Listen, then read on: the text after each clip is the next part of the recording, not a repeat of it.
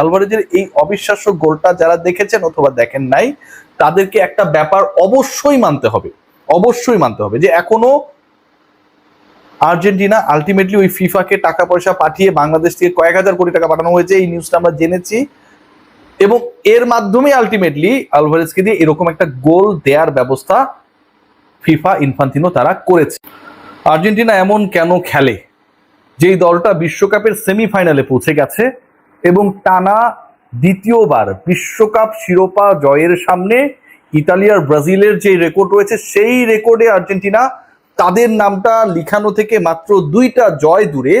সেই আর্জেন্টিনা সবশেষ যে ম্যাচেসগুলো খেলেছে, গ্রুপ পর্বের 3টা, round of 32, round of 16 and quarter final, প্রত্যেক ম্যাচেই আর্জেন্টিনা অন্তত নকআউট পর্বের ম্যাচগুলোতে আর্জেন্টিনা খুঁড়িয়ে পরের রাউন্ডে উঠেছে। যে সময় আর্জেন্টিনার জয় দরকার, গোল দরকার, সেই সময় তারা গোল করতে পারে না, কিন্তু যেই সময়টায় দেয়ালে পিঠ থেকে যায় এরকম পরাক্রমশালী, দুর্ধর্ষ, শক্তিশালী আক্রমণের দল আর্জেন্টিনার চেয়ে অন্য কেউ হতে পারবে, সেটা যারা একটু আগেও খেলা দেখছিলেন তাদের কাছে অবিশ্বাস্য মনে হয়।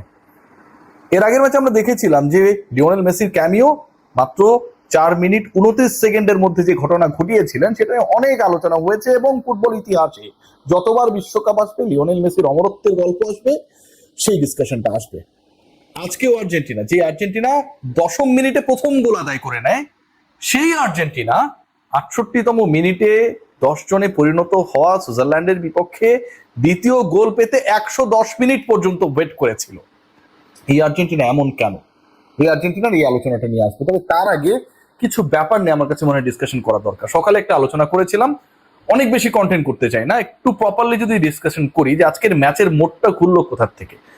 অনেকের মতে ট্রাম্প কার্ডের যে জায়গাটা সেটা হচ্ছে ওই লাল কার্ড, এবং যেই লাল কার্ডটা যিনি দেখলেন তার চেষ্টাই ছিল আসলে মিস্টেকেন আইডেন্টিটি ক্রিয়েট করে ফাউল আদায় করে পারেদেসকে হলুদ কার্ড দেখানোর মাধ্যমে একটা থ্রেট ক্রিয়েট করা। কিন্তু যখন ভিআর ইন্টারভেইন করলো, যখন ফিল্ড রেফারিকে ডেকে মনিটরে পাঠানো হলো, তারপরে নিশ্চিত হয়ে গেছে যে আলটিমেটলি সুইজারল্যান্ডের কপালে দুঃখ রয়েছে। ব্রাজিলিয়ান ফ্যান যারা যারা সাপোর্ট করেন, একটা দলকে সাপোর্ট করতেই পারেন, তারা সকালবেলা উঠেনি খেলাও দেখেন, এটা দোষের কিছু না। কিন্তু ঘুম থেকে ওঠার পরে ওই যে একজন লাল কার্ড দেখছে, থাকে না যে মানে লাইভ স্কোরে গিয়ে দেখা যায় যে কে লাল কার্ড পেলো, কে হলুদ কার্ড পেলো, ওইটা দেখে শর্টকাটে যে লাল কার্ড পেয়ে গেছে আর্জেন্টিনার প্রতিপক্ষ, মানে এটা ফিফা দিয়ে দিয়েছে, সবাই চিল্লানো শুরু করেছে।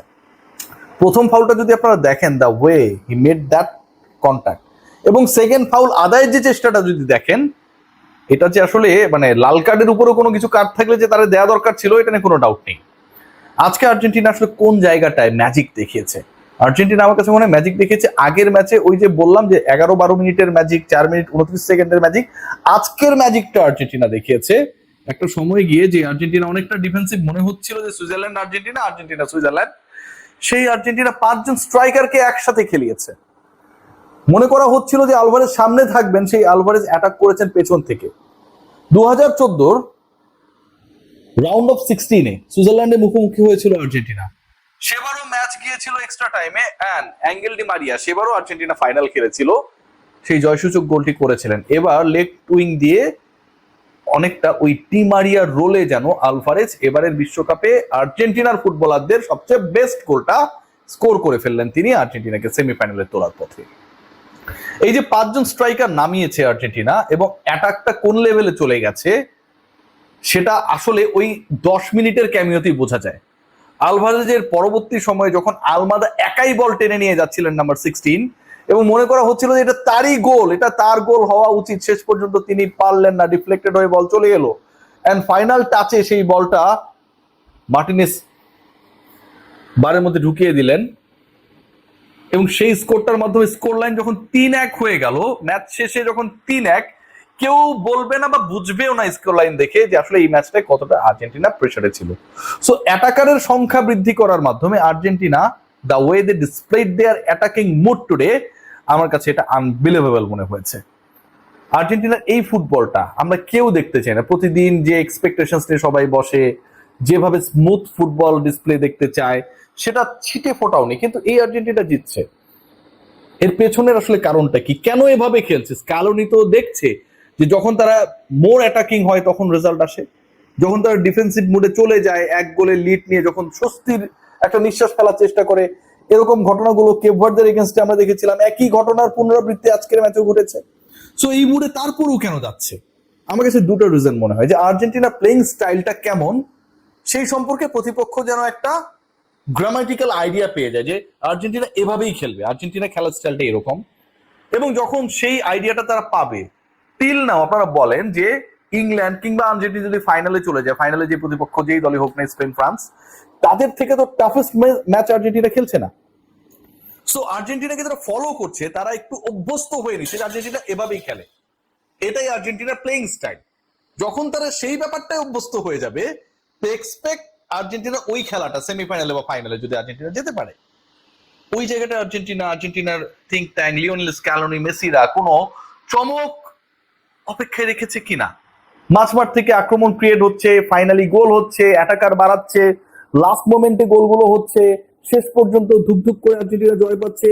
উইং বেস্ট অ্যাটাক নেই, অ্যাঙ্গেল ডি মারিয়াকে আর্জেন্টিনা মিস করছে কিনা আজকে যখন এক্সট্রা টাইমে খেলা চলছিল, ঠিক তখন কমেন্ট্রি বক্স থেকে সেই ডিসকাশনটা বারবার করছিলেন কমেন্ট্রেটররা যে ডি মারিয়া থাকলে এই দলের চেহারাটা, এই দলের অ্যাটাকিং মুডটা অন্যরকম হয়ে যেতে পারতো। এই যে ব্যাপারগুলো, এই যে অভ্যস্ততা যারা আর্জেন্টিনাকে ফলো করে তাদের মধ্যেও ব্যাপারটা কাজ করছে যে ডি মারিয়া থাকলে অন্যরকম হতে পারতো। ফাইনাল 2 ম্যাচেস, সেই জায়গায় আর্জেন্টিনা উইং বেস্ট অ্যাটাকে যাবে কিনা, হুট করে প্রতিপক্ষকে চমকে দেবে কিনা, যেমনটা ব্রাজিল চমকে গিয়েছিল জার্মানির এগেইনস্টে 7-up ম্যাচে, কে বলতে পারে? No idea about that, no idea about that. So আমার কাছে মনে হয় যে still a lot of drama to be done, to be played. শেষ পর্যন্ত কি হবে বলা মুশকিল। তবে আজকের ম্যাচের সবচেয়ে বিউটিফুল পার্ট যদি আপনারা দেখেন, আজকের ম্যাচের সবচেয়ে বিউটিফুল পার্ট কি? আর্জেন্টিনা জিতেছে সেটা ছাপিয়ে the way Julian Alvarez scored this world কাপে তার প্রথম গোল, এবং এই গোলটা এবারের ওয়ার্ল্ড কাপে আর্জেন্টিনা যতগুলো গোল করেছে বেস্ট গোল এভার। সো আলভারেজের এই গোলটা, যেই গোলটাকে বেস্ট গোল বলা হচ্ছে, আর্জেন্টিনার প্রথম গোল এই গোলটা এবারের বিশ্বকাপে আলভারেজের পা থেকে, আলভারেজের এই অবিশ্বাস্য গোল, এই গোলটা যারা দেখেছেন অথবা দেখেননি, আলভারেজের এই অবিশ্বাস্য গোলটা যারা দেখেছেন অথবা দেখেন নাই, তাদেরকে একটা ব্যাপার অবশ্যই মানতে হবে, অবশ্যই মানতে হবে যে এখনো আর্জেন্টিনা আলটিমেটলি ওই ফিফাকে টাকা পয়সা পাঠিয়ে বাংলাদেশ থেকে কয়েক হাজার কোটি টাকা পাঠানো হয়েছে, এই নিউজটা আমরা জেনেছি। এবং এর মাধ্যমে আলটিমেটলি আলভারেজকে দিয়ে এরকম একটা গোল দেওয়ার ব্যবস্থা ফিফা ইনফান্তিনো তারা করেছে। এবং ফিফা এই কাজটা করেছে কত কোটি টাকা খেয়ে, ইনফান্তিনো কত হাজার কোটি টাকা করেছে ভাবতে পারেন? যে খোদ ফিফা প্রেসিডেন্ট ইনফান্তিনোর দলের দেশের বিরুদ্ধে আলভারেজকে দিয়ে এরকম একটা অবিস্মরণীয় গোল দিয়েছে। ভাবা যায়? আসলেই ভাবা যায় না। Let's see what happen. Argentina যেভাবে খেলছে প্রতিদিন, আসলে হার্টের রোগীর সংখ্যা সারা বিশ্বে বাড়ছে।